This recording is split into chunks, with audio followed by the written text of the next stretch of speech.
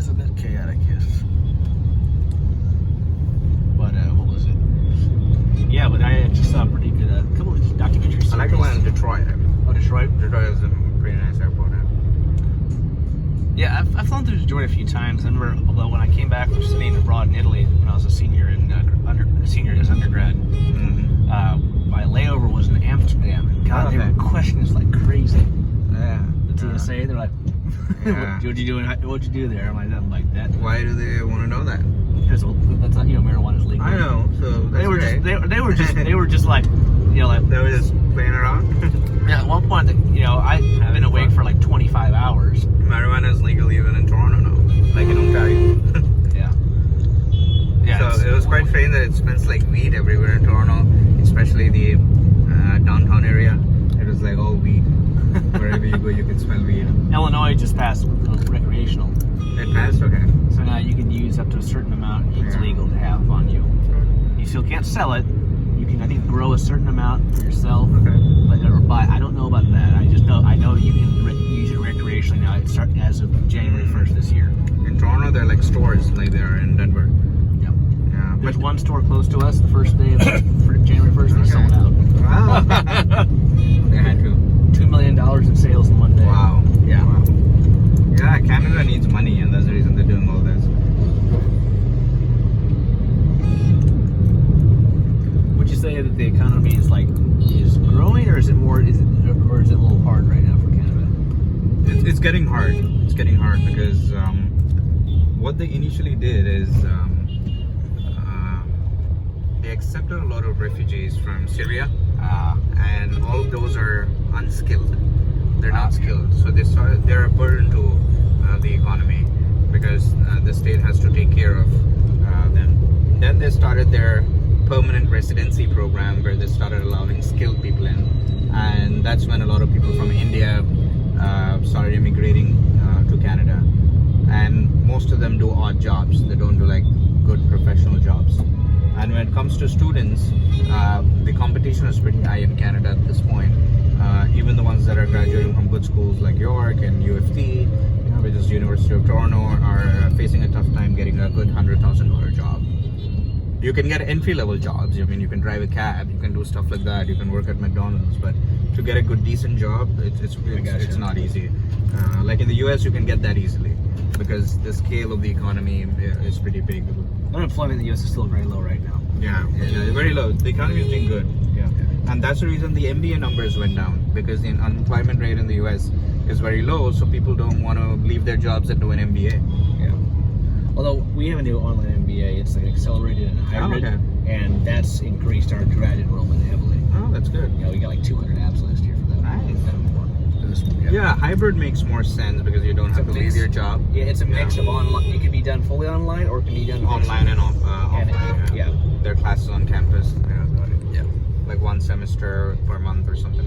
One course. They actually broken down into 2 7-week periods a semester. So basically, it's like 4 semesters in a year, and it can be done in as little as a year. Cool. Yeah, that makes more sense. I mean, I really don't want to spend $150,000 on an MBA. It's become pretty expensive, very, very expensive. Yeah, it's a little ridiculous. I was like, what? Even in Canada, you want to go to a good school, it's over $100,000. You end up in debt.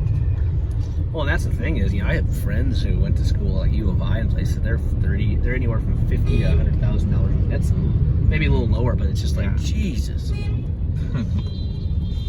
Or you hear about people in their 40s, 50s still paying their debt off, and you're like, God. Yeah. That's just sad. That's the last thing that I ever want to do. Well, I mean, that's one reason why I did my master's in China. Not entirely, but one reason because they gave me a full ride. So it's no debt or anything. That's good. Yeah, and the nice thing with that, a master's is a master's. Exactly. And in this type of work, it's very useful. Yes. Yeah. Now, if I wanted to apply for government jobs, I could use it, but I have to do a little extra work with the degree. They want like a... Yeah, China has very good schools. Like India has very good schools. Yeah.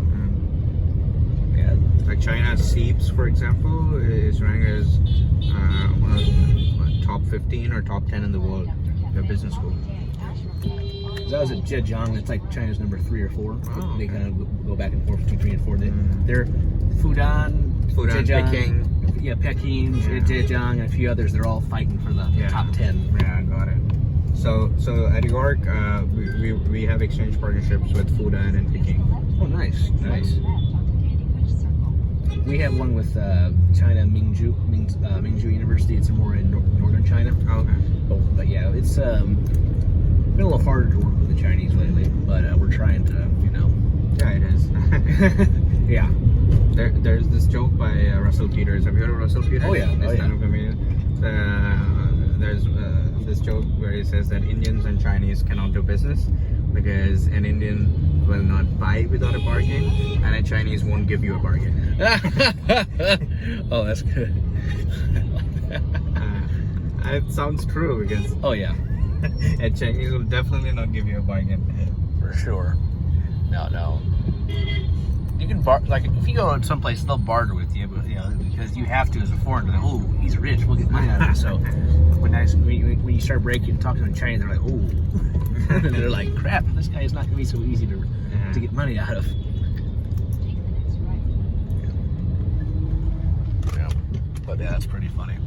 Yeah. And now because of this virus, a lot of countries shut down imports from China, And they're hurting right now. yeah, and there are a lot of products that are like running out. Masks, for example. Yeah, masks is a really big thing, and all of them are made in China. Yeah. Well, actually, I know like Amazon, the U.S. Amazon is selling out because the Chinese are buying them on Amazon because they can't get them in China. So And they're getting shipped from the U.S. to China. Yeah, Wow. yeah. I mean, like when I went to buy masks from Walgreens, they were out of stock in my store, Oh. so I had to go online and buy them. It took 3 days until I got the masks in. So that was a pack of 50 for like $7. Yeah, The surgical so ones. masks ran out here in India too. And the sad Oh, thing- you bought the surgical ones? Yeah. I think you need to buy the other one. I think it's called N95 something. they didn't have any. Yeah. Oh. I mean, the surgical. I mean, they're not great, but they're better than Yeah, nothing. they're better than nothing. Sure. Yeah. I can get those for free. My wife. Yeah, there you go. Yeah. Yeah, but at least you have something. Once a year. Yeah. I've been wearing them on the flights. Yeah. So this is the Sabarmati River. So Ahmedabad has a lot of political history. This is where Gandhi lived for most of his life. That's right, yeah. There is his ashram called Sabarmati Ashram is here. So that's where he lived, and the room that he stayed and everything is still there. Oh wow. Okay, that'd be cool to see. So it's a tourist place. Yeah. So this is my third trip to Ahmedabad. The first time I was in Ahmedabad was just a couple of months ago in November. Okay. I was here with my wife because she had a conference, and I thought we'd go together. And then I was here in January for an agent visit, and this is my third visit. So on my first visit, we did go around a little. Yeah, we and my boss were here last week for a day and a half. Okay. So we went around a little bit. Do you work with any other agents here other than Canem? Career Mosaic. Oh, we work with Career Mosaic too. That's who we met with last week. Oh, okay. I haven't been to the office yet. Do they have a good office?